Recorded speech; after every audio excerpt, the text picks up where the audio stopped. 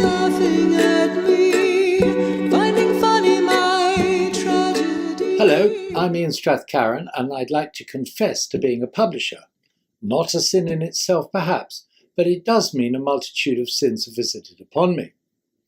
To make sure I don't miss anything, I'm going to be running through the subjects alphabetically, a kind of A to Z of shame, starting, funnily enough, with the letter A. A is for authors, or, as we say in the trade,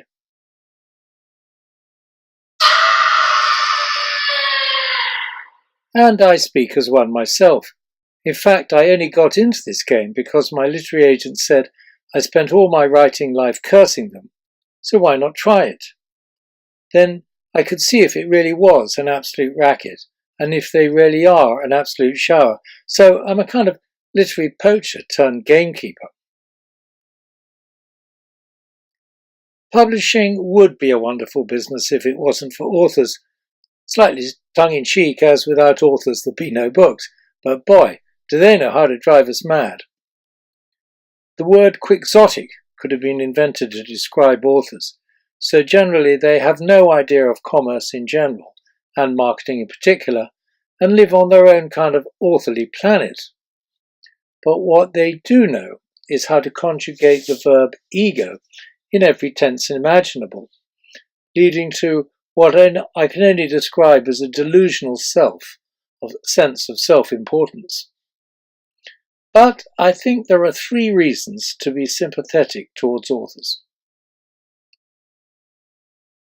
Firstly, it's the loneliest occupation, locked up for hours on end with only their brains for company, under the no distractions rule. Secondly, it's the hardest occupation. That old cliché of blood coming out of the forehead isn't so far off the mark. And thirdly, it's the poorest occupation.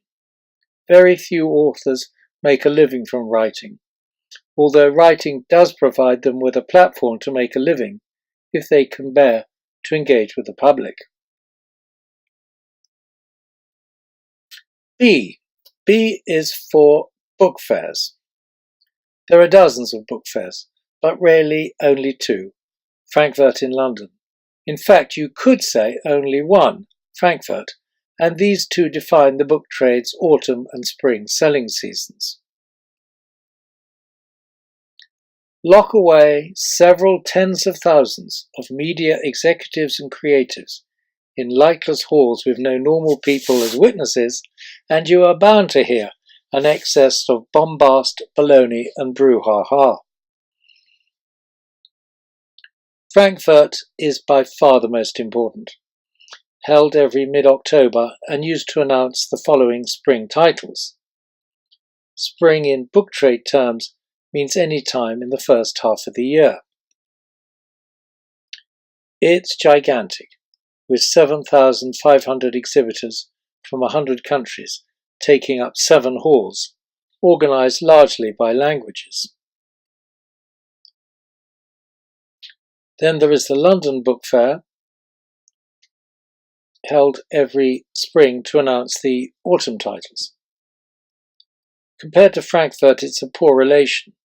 There's no air in the halls, there are nothing like as many visitors, and exhibiting there is ridiculously expensive compared to all the other book fairs everywhere. Book fairs are not really about selling current books, but about selling future rights and translations. And of course, to meet the famous everybody, often people you haven't seen since the last book fair, with appointments on the stand every 30 minutes. And by the end of the week, no one has any idea whom they've just met and who said what to whom even half an hour ago. C stands for copyright, otherwise known as chaos, confusion, and chicanery, also known as the ultimate minefield, and one worth giving a damn good leaving alone. It is above all a legalized racket. The 70-year rule means works are copyrighted for 70 years after the author or artist's death. Now, it's understandable during a creator's or their partner's lifetime, but why great-grandchildren should benefit 7 years later, no one can justify. There is something supposed to be called the Universal Copyright Convention, but then special interests in the US, UK and EU have invented their own interpretations, onto which bandwagon have jumped all kinds of picture and literary agencies, often with the most spurious claims. So the two most misleading words in the English language are copyright reserved. What they really mean is, we don't know who owns the copyright, we know we don't, but you might just be silly enough to pay us for it. Fortunately, though, the whole corrupt edifice is collapsing, being undermined by the public domain crusade in the US, led by the Wiki movement, and the massive growth in fan fiction, which is unpoliceable and combined with the wikis means the whole racket is economically unenforceable. So one by one, leading museums are admitting defeat on the basis that if you can't beat the wikis, you might as well wikify yourself. D is for design, also drama and delight, the key ingredients that make up good design. I can't emphasize enough the importance of design, along with marketing, the two ingredients that make for successful publishing. Now, I mean no disrespect to chimpanzees, but any old chimp with an Apple Mac and some software and a fair amount of time on its hands can publish a book. What raises publishers above the primates is good design and later intelligent marketing, as we shall see. We are told not to judge a book by the cover. Well, critics may not, but book buyers certainly do, and for publishers, the covers are really important. They say modern book design started in the early 1950s with this jacket by the artist John Minton. And here are some other classic cover designs.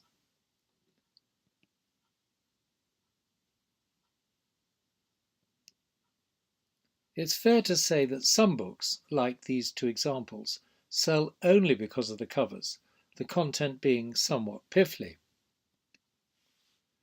And these are the shortlist from last year's British Book Design Awards. You can see far more graphic than before, so more drama than delight these days.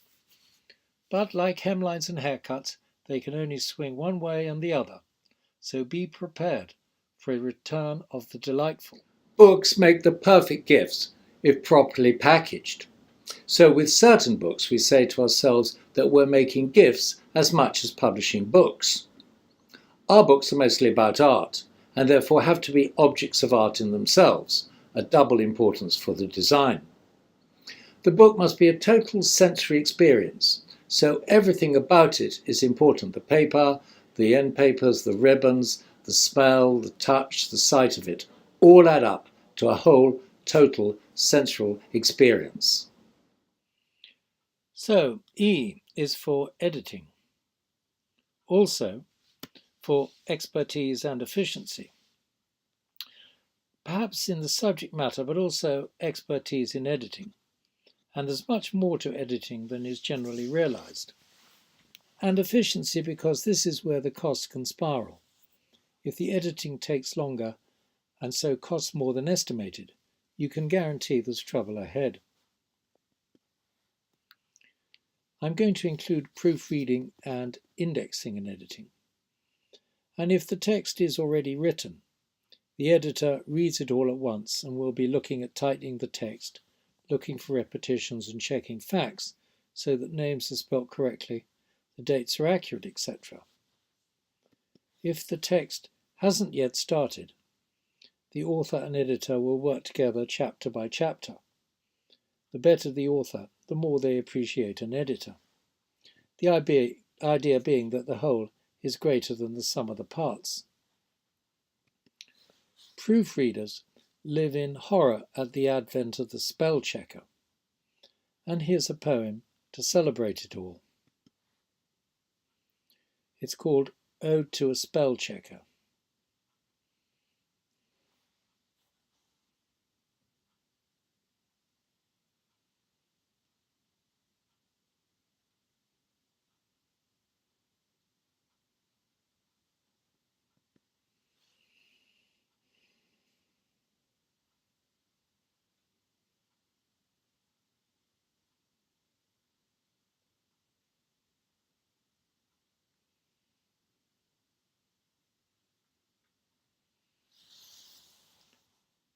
So, as you can see, spell checkers have increased the proofreading cost for publishers quite considerably. And if there was a way to reinvent them, I'm sure we'd all like to do so. That's the chaos caused by spell checkers. But even worse is its first cousin, the autocorrect function. Dictation software like Siri adds another level of gobbledygook. And lastly, indexing is an exercise in patience and exactitude. It's the final part of the process because of the page numbering, and it's still best by humans, although artificial intelligence is now starting to look for proper nouns, and it's all creeping in.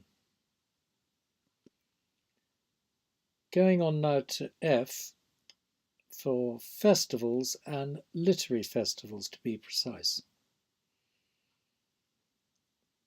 They are indeed frolics and fun and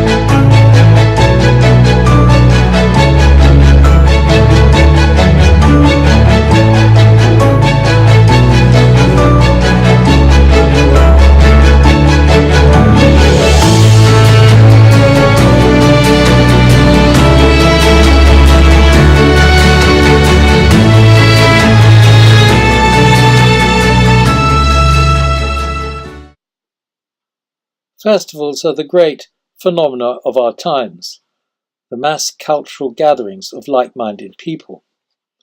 What started in Hay 30 years ago has now spread to over 200 different venues. And they are very much spring and autumn phenomena.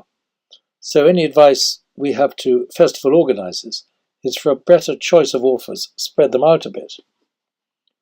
For the publisher, the great advantage is having direct contact with our readers, rather than having to go through the multi-layered book trade, which we'll come on to later. To start with, publishers could sell books directly and so more profitably, but now books are bought and sold through concessions like the local bookshop, so we are back to the traditional heavy book trade discounting. But still, it's a great way to engage with readers and sell books, as I hope I'm going to find out later.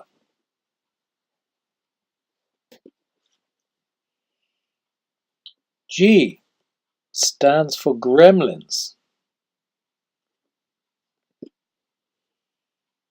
The groans, the growls, grunts, grouches, glitches, and goblins.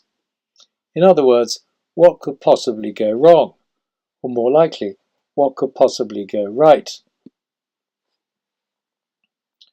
As we've seen, technology creates its own problems, especially when different software refuses to talk to each other. So, for example, converting files from a PDF into InDesign and back again. And for reasons of collective sanity, we have banned Microsoft Word's track changes. Humans cause just as many project management problems as when a freelance is late and everyone in the team is interdependent. Colour printing is a strange one. There might famously be 700 shades of black, but there is still art in the science. Even after proofing, a new run will have variations. And so the big no-no is to miss the publication date, as algorithms will cancel pre-sales and generally cause ongoing chaos. H stands for handshakes, not the rolled-up trouser brigade, but the different ways we agree to agree with each other. Apart from handshakes, heads of agreement, memos of understanding, and even, if we must, contracts. Generally speaking, publishing is less contract prone than pretty much any other business. Handshakes still hold sway to a large extent. Certainly they do so with regular suppliers. With editors of all kinds and designers, contracts are not needed, especially as nowadays usually backed up by an email trail. With authors, contracts are needed, largely for their comfort on money and our comfort on timing. So contracts are a necessary evil. Lawyers are paid by the hour, so left to their own devices will rabbit on profitably for pages. But as a rule, the fewer words, the fewer problems further down the tracks. And a good rule is, if it needs a lawyer to understand it, it needs redrafting. This is the standard unicorn author's contract, and I've seen these go on for pages. The Society of Authors, in every way an excellent organisation, has a whole department geared up to turning out pages of waffle. I would say to them, fine, but you pay for my lawyer, and that shuts them up. This is all you really need, the 5 bullets. The number of words on the subject, the fee and the terms, the timing, the editing, and the copyright. And each one of those could easily have 10 pages left in the hands of a lawyer, but that's really, succinctly, all you need. I is for independence, the independent, non-conglomerate publishing sector. Independent publishers and independent bookshops. Independence of the soul of publishing. The big 6 multinationals own about 3/4 of the market, and their overheads and scale mean they won't look at anything with low margins or low print runs, which means a nice big vacuum for us independents. The IPG has about 600 members, ranging from myriad one-person companies to £10 million ones. It's an easy market to enter, so new publishers are often lifestyle companies or driven by niche, interest or geography. J is for junkets. Sometimes life seems to be one big junket. There are always jollies, jubilees and jamborees. And it's true, the book trade does like a good junket.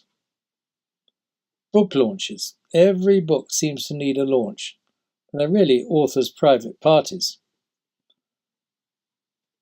Literary lunches are excellent liquid fun, and I can particularly recommend the oldies one at Simpson's in the Strand. Literary festivals are definitely party-prone after hours. Conferences. There seem to be endless conferences. The more exotic the location, the more media types turn up on what most people would think of as a tax-deductible holiday. And like all media, there are awards for just about every aspect of publishing, and they're always good knees up. As we have seen, the gathering of the great and the good, always on a lookout for a good spot of corporate entertaining. Yes, I can safely say that life sometimes feels like one great big junket. K has to be for Kendall, the once great threat, but not really how things have turned out. Kaboom to kaput may be a bit unfair. It has found its niche, even if it hasn't taken over the world, as it was touted to do. There's no doubting the practicalities of ebooks for reference and all non-illustrated books. But it's not the wipeout threat we all feared. The colour is still nowhere, as are the layout options. And an ebook token or voucher code for a book will never be as good a gift as a proper book. Kindle Direct Publishing means that everyone who wants to be a publisher can be one, and with good marketing options too. The knock-on effect I would say, has been to smarten all physical book publishers up to make sure our books are as presentable as possible. Next we come on to L. For lunch, oh glorious estate. Lunches should be long, liquid and libellous, and occasionally literary, the bedrock of publishing.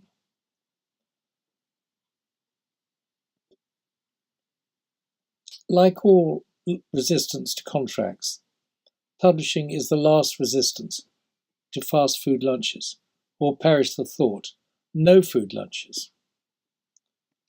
It quite often feels like we're on a crusade to save the old London clubs, the Garrick, the Athenaeum, the Oriental, the Travellers, etc., as much as creating the new ones, many on the Groucho or Soho house models. They seem to spring up at a drop of a napkin. Well, what's the point? Well, clearly not just to eat and drink. You can start a rumour, spread some gossip, seal a deal, start a scandal. Yes, long live lunches. M stands for marketing, and we never use the word publishing without adding the words and marketing. There are two sides to marketing: the media, the mainstream and the marginal, and the publicity we can generate through it, and two, the logistics, making sure whoever wants to buy it can buy it. So book marketing is part art and part science and part luck, although I've observed you make your luck through first doing the art and science properly. The art part is the creative part, thinking up new ways to ensure people know about the book through all available media outlets. The science part is the logistics, not as easy as it sounds, making sure the book is easy to buy anywhere at any time. The joker in the pack is luck, the unexpected take-up we'll come to on the next letter. And the last part is the author as a marketing partner. It makes an enormous difference if the author is out there too on social media and personal appearances. Andrew Roberts had to make 200 personal appearances promoting his new Churchill book, not only exhausting in itself, but 9 months out of his life not researching or writing his next book. N is for nobody knows. Something I love about publishing is that in spite of years of experience and expertise, nobody knows what makes a book work commercially or not. This always brings to mind the famous Donald Rumsfeld. There are known knowns. There are things we know we know. We also know there are known unknowns. That is to say, we know there are some things we do not know. But there are also unknown unknowns. The ones we don't know, Sorry we about don't. the new set for take 6. I must have pressed the wrong button on take 5. An early lesson I learned was never to listen to experts who are certain they know how well or not a book will do. The good old hunch, seat of the pants style, is still the best forecaster. I've seen more than once how dead certs flop. You can have all the runes lined up in a row, double-page spread booked on the Mail on Sunday, and it will still fall flat on its face. And followers don't help much either. That was an expensive lesson to learn. Just because an author or artist has 50,000 followers doesn't mean the publisher has even 500 book sales. It's the fresh idea, the idea whose time has come, but needs a publicity angle that will sell books. Nobody knew about these runaway bestsellers. They just seemed to come out of the blue. Take Eats, Shoots and Leaves. The first print run was only 10,000, and it's gone on to be a massive success all over the Anglosphere, with sales well into the millions. Or even more surprisingly, Longitude. Who'd ever thought a small format hardback, not much bigger than a gift book, would go on to sell millions everywhere? And they don't even have to be well written. Take the Da Vinci Code, with plot holes all over the place and seemingly not edited at all. And talking about poorly written success stories, the unreadable blog that became a book that became a film. And of course, bingo! Who'd ever have thought? Famously turned down by 29 or so experts, and I'd have been one of them. The book that built Bloomsbury, and it just goes to show that when it goes right, it goes spectacularly right. So yes, nobody knows. O is for outsourcing. It can be heaven and it can be hell. Whether optimal or suboptimal, it's how we independents get things done. We go virtual and outsource whatever we need. It is an outsourced world these days, fueled by multinational layoffs. So, when Penguin and Random House merge, suddenly dozens of skilled staff are laid off. There are no other corporate jobs, so inevitably they set themselves up as one-person companies. And they all rather like, for the first time, having no boss. And this is where it can go wrong for the publisher, when they forget that they're still part of a team, as strong as the weakest link, even if they are all alone in their spare bedroom or garden shed, which is where most of them will spend their days. P is for publicity. Public perception, press promotion, puff and pow. Well, to state the bleeding obvious, if no one knows about it, no one's going to buy it. Publicity is creative. It's as creative as any other part of the process. And here this means thinking up new publicity angles, thinking of new ways to tell the world about the book. There are some tools we can use.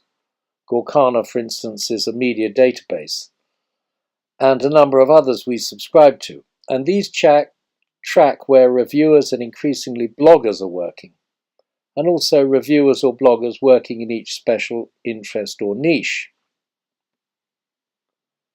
Now, all publishers and authors want reviews, but there are just not enough column inches available. So all we publishers can do is lead the horse to water by making sure the media know about the book, but we cannot make them review it any more than we can make the readers buy it. Social media, blogs and vlogs are the new online and on-screen spaces that are replacing the ever-decreasing column inches. This is a whole new way of working, and of course there's no way of measuring how many additional books were sold by having someone spend half a day on social media. It's like the old saying, only half of advertising works, but nobody knows which half. Q is for the Queen's English. Oh boy.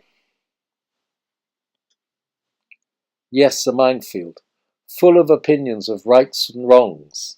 It all gets a lot of people very excited. So Heaven invented style guides to try to lay down some rules. Each publisher has their own style guide based around these standards. For the UK, Oxford for Publishers and The Economist for Media are the main ones, and in the US, Chicago and the New York Times are the main ones respectively. Whether a university press, one of the major museums or galleries, or newspaper magazine, each will have their own style guide. So inevitably, most of us end up with a hybrid. Ours is part V&A, part Royal Collection, part Royal Academy, but all are variations on a theme. The main rule is to be consistent. So 18th century, for example, is always presented in the same format. Captions can be particularly tricky, but style guide or not, it is still a minefield. R stands for risks and rewards. Risks and rewards sounds like we have a 50-50 bet. Not so. publishing is really a great way to lose money, and that 50-50 should really be 90-10. The economics of book publishing are depressing, but at least they are easy to understand. So with average 50% book trade discount and 30% sales and distribution costs, mean that we as the publisher end up with about a third of the recommended retail price. So let's say for a £25 illustrated non-fiction book, which is typical of what we do, we end up with about £8. The typical costs are about £1,000 per £1 of the RRP, or £100 a page. So a £25 book will cost about £25,000 to make. Or put another way, £25 book at 250 pages will cost £25,000 to make. So we have £25,000 at risk in year one, and if the run sells out, £8,000 reward in years 2 or 3. Which is why all low print run, high value non-fiction is subsidised one way or another. Our approach is to enter into a kind of joint venture with our authors, paying 50% royalty. S is for submissions. Yes, the famous publishers and literary agents slush piles. In all fairness, they are inundated, with fiction in particular. There are 50 authors for every book. We get about a dozen submissions a week, and with non-fiction, it is best for authors to deal directly with the publisher. We take each one seriously and always reply because, after all, submissions are the source of half our books. Literary agents are used by the multinationals as kind of filters, and this is a dilemma for first-timers, not only to find a literary agent, but to find a good one. Because in my experience, most of them are useless, either tiny, dilettante lifestyle companies or large multinationals gobbling each other up, leaving the authors caught in the crossfire. The Writers and Artists Yearbook is still the best source of finding agents, but it's often out of date. It's compiled in the spring for the following year, so it's always worth checking on the publisher's website to get the most accurate and up-to-date information. T is for trade, the book trade.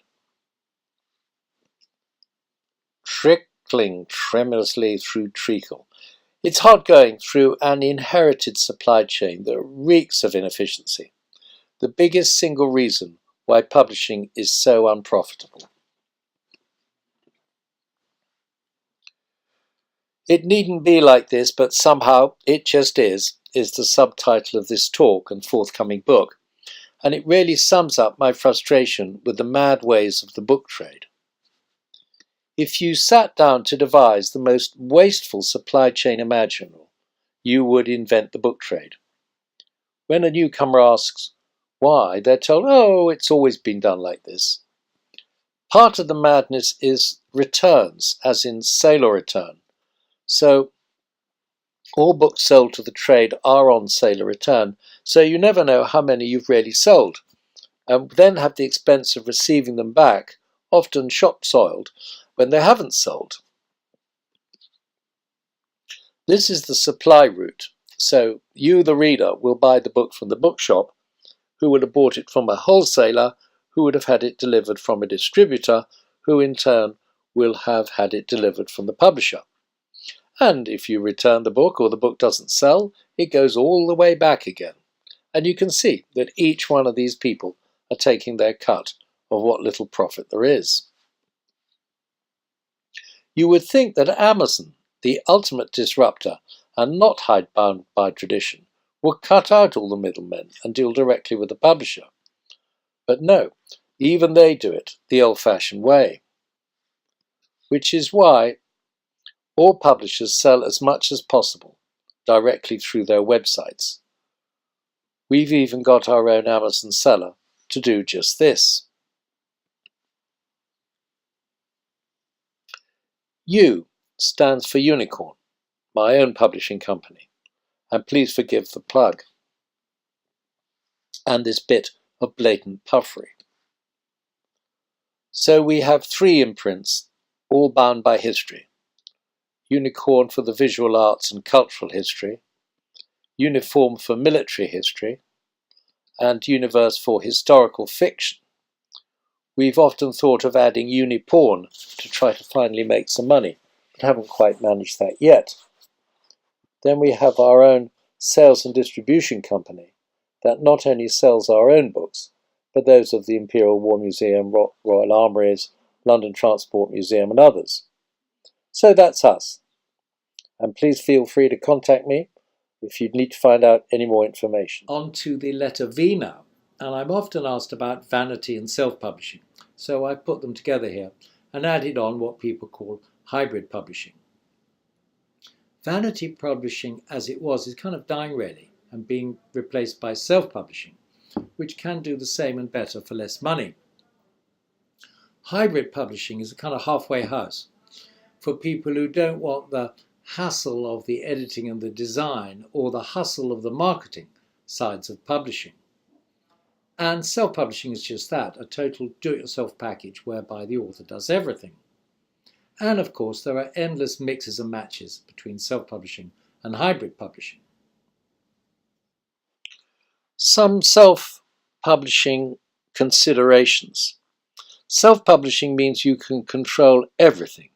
So the editing, the design, the price, the profits, actually the losses. But a lot of authors don't want anything to do with the design or commercial side of publishing and go down the hybrid route.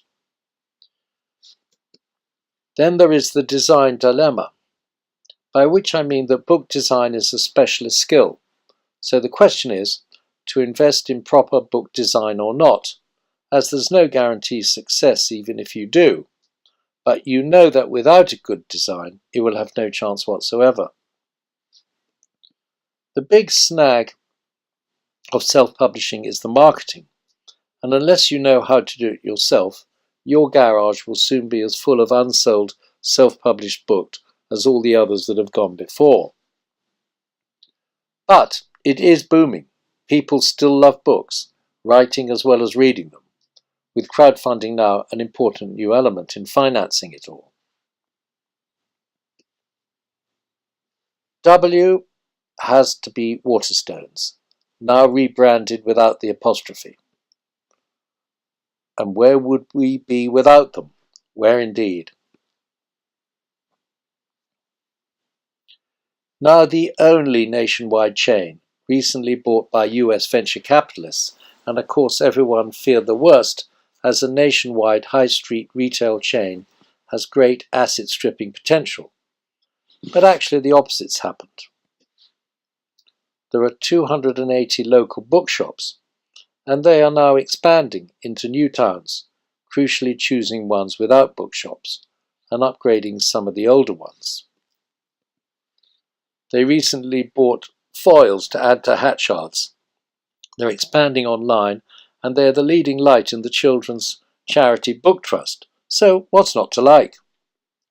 All the buying is done centrally in Waterstones Piccadilly, but local managers are encouraged to have local events, signings, readings, etc. So yes, thumbs up for Waterstones. X is next, and that stands for extra large books, slightly new phenomenon. Supersized publishing. So it's really the coffee table book, reinvented as a piece of furniture, a showpiece, typically starting from about £100. This example is upping the game a bit to £1,000, the book packaged as a case of fine wine, a luxury gift for those who can't think of anything else to buy. Here is the ultimate Ferrari collection book at $30,000 US. But as you can see, it's really a book of sculpture, and you get the feeling this might be the owner's only book, and he'd be none too pleased if you opened it. This is a new boom market, the idea of books not as something to be read or looked at, but used primarily as home decoration luxury goods. And they're sold as objects of art, using special uplit display shelves against a wall rather than hanging a painting. They're sold as signed, numbered, limited edition investments, possibly rather dubious ones. Assouline and Taschen are the major players. In fact, they kind of invented or popularized the whole phenomenon. And they both have their own specialist luxury goods bookshops. Assouline in particular has stores in 5-star hotels. Moving on now to Y. It stands for young adults. And still they read. And great thing is, thank you Harry Potter. Young adult has, like all booming markets, its coming of age niches, based around male, female, black, white, brown, yellow, self-help, fantasy, science fiction, etc. And interestingly, compared to adult publishing, the marketing is driven by word of mouth, or more accurately, word of chat rooms and blogs and vlogs. By adult standards, we can generalize and say young adult books have a high emotional content, which is not surprising considering the teenage stirrings. There's a very high level of sales in the inexpensive ebook sector, and this is not surprising given the teenagers' premonition to download when they can. And it's not just reading. With the growth of fan fiction, young adults are writing more than ever before as well. So, in spite of worst fears, it's boom boom, and thank you to young adults for keep reading. And lastly, the letter Z. Z, Z, Z, Z, Z.